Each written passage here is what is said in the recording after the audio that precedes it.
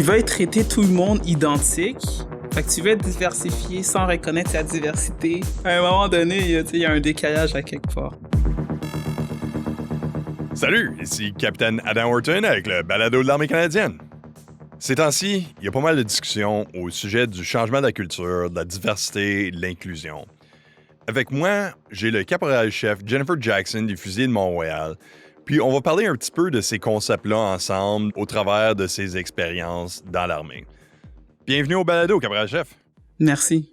Donc, pour commencer, peut-être à nous décrire votre expérience quand vous êtes joint aux forces. J'ai joint les Forces armées canadiennes en 2013 au 4e Royal 22e Régiment à Laval. À l'époque, je devais avoir peut-être 18 ou 19 ans. Je sortais tout droit du cégep. Puis, j'ai été motivé. C'était une nouvelle expérience, une nouvelle aventure pour moi. Je vous dirais que, généralement parlant, ça a été une belle expérience après avoir passé à travers mon cours de recrue. Puis, parlez-nous un peu de votre cours de recrue. Le cours de recrue, c'est la période d'expérience que personne n'aimerait refaire. Mon cours de recrue, ça a été un peu la douche d'eau froide. C'est à ce moment-là que je me suis rendu compte dans quoi je m'embarquais. OK. Qu'est-ce que vous imaginez des armées? Qu'est-ce qu'on voit à la télévision, dans les publicités ou peu importe dans les films? Puis là, vous avez la réalité. Ouais, c'était quelque chose. Je vous dirais, qu'est-ce que je retiens le plus de mon cours de recrue? L'élément le plus difficile, ça a été mes cheveux. OK. OK, ça fait bizarre à dire, surtout pour ceux qui écoutent ce balado puis qui sont jamais préoccupés de leurs cheveux ou bien qui ont juste à faire une queue de cheval puis c'est réglé. Ouais. Mais pour moi, c'était pas évident. Chaque semaine, en fait, c'était un cours de fin de semaine que je faisais, donc chaque vendredi, OK. chaque semaine, c'était un exploit me préparer pour mon cours de recrue. Puis qu'est-ce que vous avez fait pour vous préparer? En fait, c'était m'assurer que mes cheveux soient d'une certaine façon pour la semaine, comme à mon goût, parce que dans la vie de tous les jours, je vais à l'école, je travaille, je continue à avoir ma vie, puis qu'ils soient au standard la fin de semaine pour mon QMB. Fait que c'était ça un peu. Puis même quand j'arrivais là-bas, ben, ça marchait jamais. Il y avait toujours un instructeur ou un staff qui avait un commentaire à dire. C'était jamais réglementaire. À croire que les cheveux d'une femme noire, c'était tout simplement pas dans les catalogues réglementaires. Donc, il y avait rien à notre image, donc il y avait jamais rien de réglementaire. Et lors de votre cours de recrue, vous êtes la seule personne qui rencontrait ces difficultés-là? Oui, c'est ça. Ben, en fait, j'étais la seule femme noire sur mon QMB, sur mon PP1.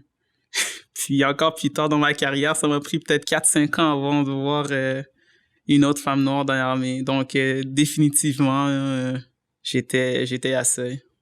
On pensait que peut-être ça serait évident, mais je pense que c'est important d'en discuter peut-être un peu. Pourquoi est-ce que c'est plus difficile quand que vous êtes la seule femme noire sur un cours de recrue? Ben, premièrement, parce que c'est un cours de recrue. Pour ceux qui ont déjà passé par là, on sait que, tu sais, c'est pas évident. Tu peux pas vraiment répondre. Tu sais pas comment l'armée fonctionne. T'as toujours tort parce que t'es une recrue. Il y a pas de place à répondre à la justification. Donc, quand t'as personne avec qui en discuter, de te donner des trucs, toi, qu'est-ce que t'as fait, qu'est-ce qui marche pour toi, ou bien ce genre de choses, c'est pas évident. Hein. T'es laissé à toi-même un peu dans ce processus-là. Puis comme vous avez fait mention, vous étiez la seule femme noire, donc pourquoi c'était difficile en particulier pour vous? En général, c'est pas facile pour personne. Et c'est sûr qu'il y a des Supermen qui passent à travers chacune des Ouais, étapes, ça. puis chacune des cours d'armes, puis de drill sans aucune difficulté. Mais généralement parlant, je veux dire, tu sais, c'est demandant physiquement, mentalement. C'est beaucoup de sacrifices au niveau du temps, surtout si vous faites ça à temps partiel, puis durant la semaine, tu sais, vous faites autre chose. Mais en plus de ça, bon, il y a d'autres difficultés qui s'y ajoutent. Fait que c'est ça qui rend la chose un petit peu plus compliquée, un petit peu plus difficile, je dirais. Pourquoi vous êtes inscrit aux forces? Vous êtes joint aux forces? Ah, j'ai décidé de joindre les forces à la fin du secondaire. Puis j'ai attendu. Puis ensuite, je suis rentré au cégep. J'ai fait un diplôme d'études collégiales en histoire, civilisation. Puis je suis retombé en amour avec il y a révolution bolchevique, il y a guerre mondiale, puis tous ces conflits stratégiques, ces guerres froides-là. Puis je me suis dit, ça pourrait être intéressant finalement. Il y a un projet que j'avais à la fin du secondaire de joindre les forces armées canadiennes. Fait que j'ai joint. Je me suis dit que ça serait une bonne... ça m'aiderait à payer mes études, puis ça m'aiderait à me garder en forme, puis à me dépasser mentalement et physiquement. Ça, c'est les raisons pour lesquelles j'ai joué au début. Avec le temps, c'est sûr qu'elles ont évolué, mais je vous dirais qu'à ce moment-là, c'est plutôt ça qui me motivait. Et est-ce que qu'est-ce que vous vous attendez? Honnêtement, j'avais pas de grandes attentes. OK. Non, mais dans le sens que j'avais pas d'image préfaite de qu'est-ce que l'armée aurait l'air. J'avais des petits hints de ce qu'on voit dans les médias, on peut dire, mais j'avais pas d'immenses attentes. J'imagine que si j'en avais eu, ça aurait été une moins grosse douche froide, parce que j'aurais su un peu mieux à quoi m'attendre, mais non, j'avais pas de personne dans l'armée dans mon entourage qui pouvait partager avec moi leur expérience ou comment c'était, donc je me suis lancé dedans à tête première sans vraiment m'attendre à quoi que ce soit de précis. Depuis que vous êtes joint, est-ce que vous avez eu la chance de faire des déploiements en opération? Oui, j'ai été en Lettonie en 2019 avec le 2e bataillon. Ça a été une mission de 7 mois. Parlez-nous un peu de votre expérience, là. Comme, qu'est-ce que vous avez fait, là? Qu'est-ce que j'ai fait? J'ai été déployé comme fusilier M203 dans une section d'infanterie montée. Donc, un peu en Lettonie, sur préassurance, si on veut, c'est une mission de préparation, puis de présence. Donc, qu'est-ce qu'on faisait? On faisait beaucoup d'exercices, d'opérations défensives, offensives, un peu de défense urbaine, etc. Donc, c'était typiquement du travail d'infanterie montée. Puis, c'était pas mal ça tout le long du tour, là. Puis c'était quoi les défis d'être en opération en Lettonie? Il y avait beaucoup de défis. Mais si vous me demandez précisément les défis d'une femme noire en Lettonie, ça, c'était autre chose. Ben, allons-y. OK. Il y a 2 volets à ça. Le premier, c'est d'être attaché avec le 2e bataillon. OK. 2e bataillon, force régulière, infanterie des gens de Québec. Il y a beaucoup de choses, là. 2e bataillon des 22, c'est ça? Oui, 2e bataillon, 2e régiment royal. Ouais, il est 22, c'est ça. Donc, moi, comme je vous ai dit, j'ai joint 4e bataillon, donc j'ai joint la réserve. Quand j'ai joint en 2013, on n'était pas beaucoup de femmes, mais il y avait des femmes. On était peut-être 3, 4. Avec le temps, ça a augmenté, 4, 5 femmes. Donc, on n'était pas beaucoup, mais c'était quelque chose, dès que je suis rentré, que j'avais l'habitude de voir des femmes dans l'infanterie. Mm-hmm. Même chose pour les Noirs, il y en avait pas beaucoup. On est sur la Rive-Nord ici, donc on n'était pas beaucoup, mais il y en avait au moins un autre. Mais eux, 2e bataillon, ils ont jamais vu ça, des femmes dans l'infanterie. Ou s'il y en a une ou deux de temps en temps. Mm-hmm. Dans tout ce régiment, là, je parle. Pas juste au bataillon. Peut-être 2, 3. Des Noirs, même chose. Peut-être encore moins. Donc, je rentrais au bataillon, regardais avec des gros yeux. Oh, un castor sur le front. Caporal, ils comprenaient pas qu'est-ce qui se passait. Ils avaient jamais vu ça. Donc, même chose, je me souviens, il y a la première journée que je me suis formé dans les rangs. Ça a pas pris longtemps, hein, comme... Je pense que même après-midi, on me rencontrait pour mes cheveux, qui étaient pas réglementaires. Sans doute, vous étiez encore ça. Non, c'est ça. Moi, je savais à quoi m'attendre. Je me promène avec le formulaire des coiffures réglementaires dans ma poche de combat. Fait que je les ai montrés, j'ai dit, montrez-moi où c'est pas réglementaire. OK, je comprends. Puis, eux, ils voulaient rien savoir. Ah non, c'est pas réglementaire, ça marche pas. Mais basé sur quoi?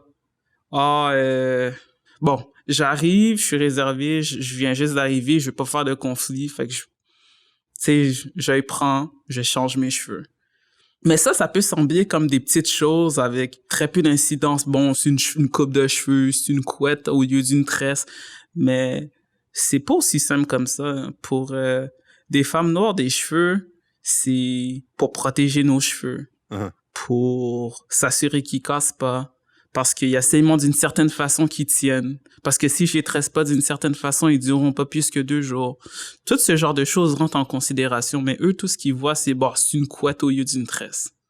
Mais ça, c'est pas des choses que je vais m'asseoir dans les bureaux du SMR puis du SMC puis leur expliquer pendant 40 minutes que non, c'est important que mes cheveux soient tressés, pas en cornrow, mais individuels parce que sinon ils vont casser.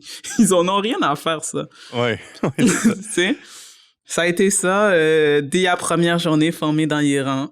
Je vous dirais que cette première journée-là, ça a été une bonne illustration de comment il reste de mon pré-déploiement puis de mon tour à y avoir hier. Je trouve ça intéressant parce que, tout justement, j'ai parlé avec une femme noire, tout justement, à ce sujet-là. Les cheveux, peut-être que les gens qui écoutent en ce moment, ils disent, ouais, ses cheveux, puis comme vous dites, hein, c'est pas aussi simple que ça, comme, tu sais, tu peux pas juste faire n'importe quoi, puis ça va être correct. Puis les gens seraient peut-être portés à dire, ben c'est juste vous, là, c'est juste un problème que vous avez, mais non, c'est un problème extrêmement commun, tout justement, entre les femmes noires. Donc, c'est pas juste une question de, ouais, c'est juste des cheveux. Ouais, puis c'est un problème qui démontre comme un genre de pattern, si vous me permettez, en ISS. Mm-hmm. Ça montre que ceux qui prennent les décisions, ceux qui font ce genre de politique-là, c'est pas des gens qui nous ressemblent. C'est pas des gens qui se sont jamais posé des questions sur leurs cheveux. C'est pas des gens pour lesquels ça a déjà été un problème, ça. Alors, tant qu'on n'aura pas des gens qui nous ressemblent autour de la table à prendre des décisions, il n'y a jamais personne qui va s'intéresser à ces problèmes-là ou bien qui vont y leur donner de l'importance. Puis c'est un cercle vicieux parce que on s'occupe pas des petits problèmes comme ça. Quand les plus gros problèmes vont transparaître, il y a personne qui vont s'en occuper non plus parce qu'il y a personne qui prend les décisions que ça affecte. Puis ça, c'est un cercle vicieux parce que moi, là, si mes amis qui me ressemblent me demandent « Ah, c'est comment l'armée? Est-ce que je devrais me joindre à toi? Est-ce que je devrais rejoindre les forces, etc. » Moi, je dis ouais, écoute, il y a des bons côtés, mais par contre, tu vois tes faux-là que t'adores faire, ça marche plus. Ah, c'est bon, mais par contre, je sais pas s'il y a casse qui va fit tes tresses. Ah ouais, c'est correct, mais par contre, ça commence à faire beaucoup, vous voyez? C'est ça. Lors de cette expérience-là, est-ce qu'il y avait des gens avec qui vous pouvez parler pour trouver du support ou de l'assistance, peut-être de la compréhension? Pas dans les forces. Non? Pas dans les forces, non. Et à l'extérieur des forces? À l'extérieur des forces, oui. Il y a personne qui vont comprendre que ce genre de questions-là puis ce genre de préoccupations-là, c'est pas ridicule. Mais pas dans les forces, il y a personne qui va comprendre. Même si je me tourne vers une femme, ben, les cheveux d'une femme blanche, c'est pas la même chose. C'est pas le même questionnement. Si on lui force à faire une tresse, elle peut la défaire 15 minutes après sa tresse. Puis repartir à zéro, retourner dans les mondes civils, vivre sa vie.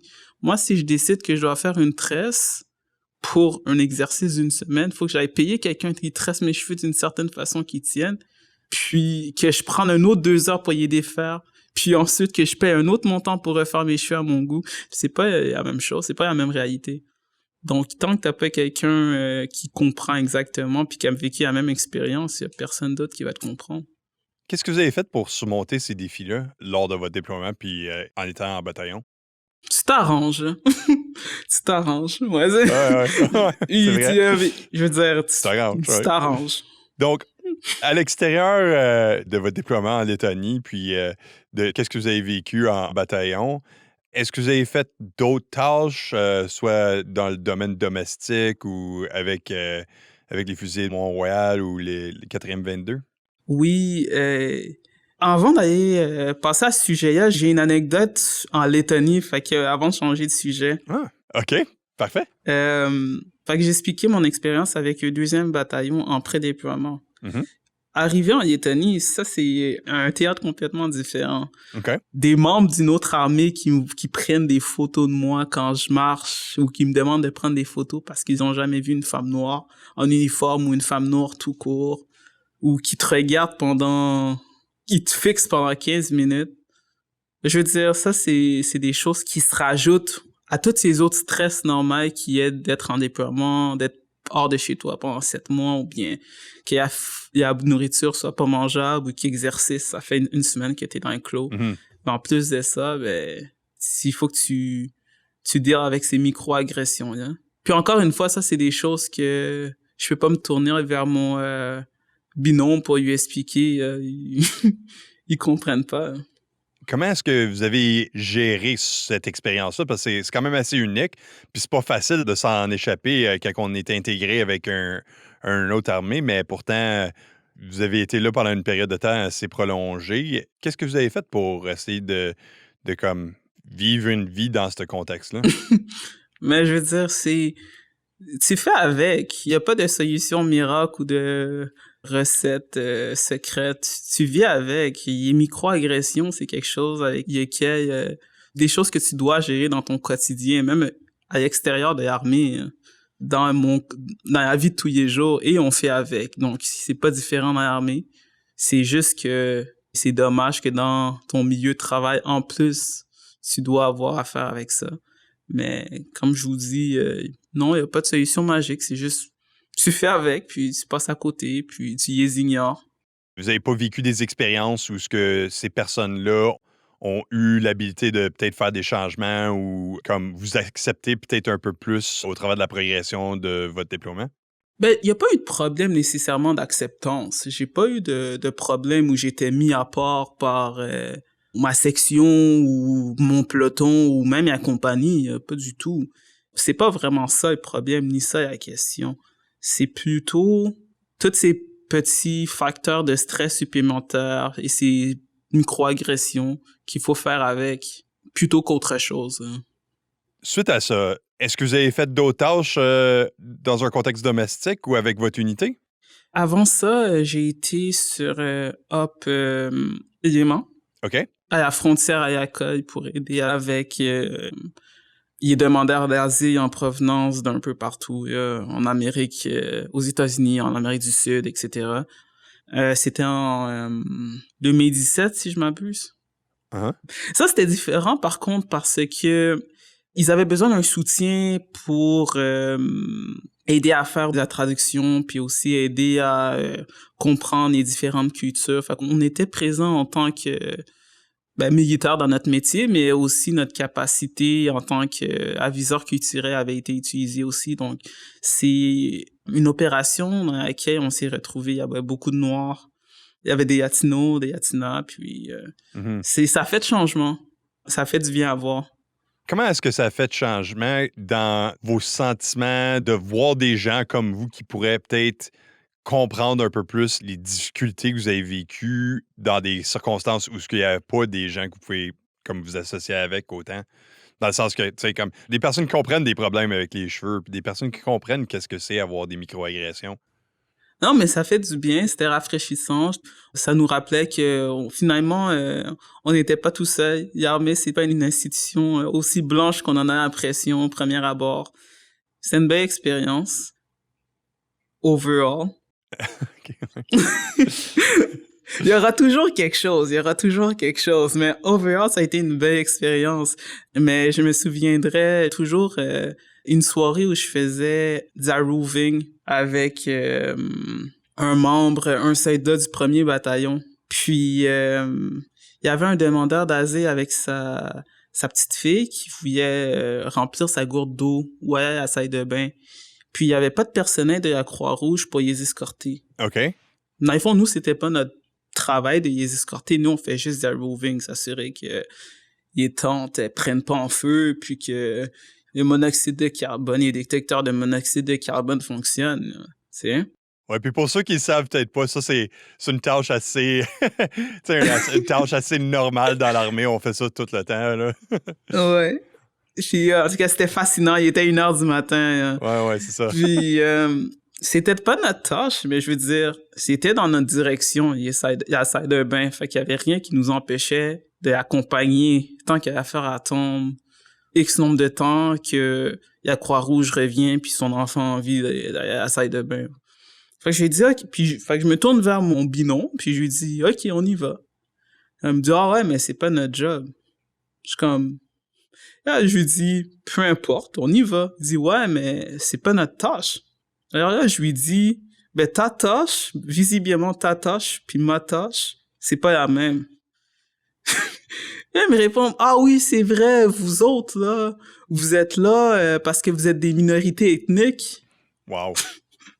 J'étais flabbergasté. Je pense pas que j'ai répondu, j'étais trop surprise. Donc, quand je vous dis overall, c'est une belle expérience, mais il y aura toujours quelque chose. C'est de ça que donc je parle. Maintenant, j'ai pogné sur ça tantôt, là, puis je vais vous demander, tu sais, on parle de votre cours de recrue, puis de la qualification de base militaire. Maintenant, vous êtes caporal-chef. Est-ce que vous avez eu la chance d'avoir une section sur un cours de qualification de base militaire où est-ce que vous pouvez être instructrice? Oui. J'ai donné des instructions sur plusieurs cours jusqu'à présent.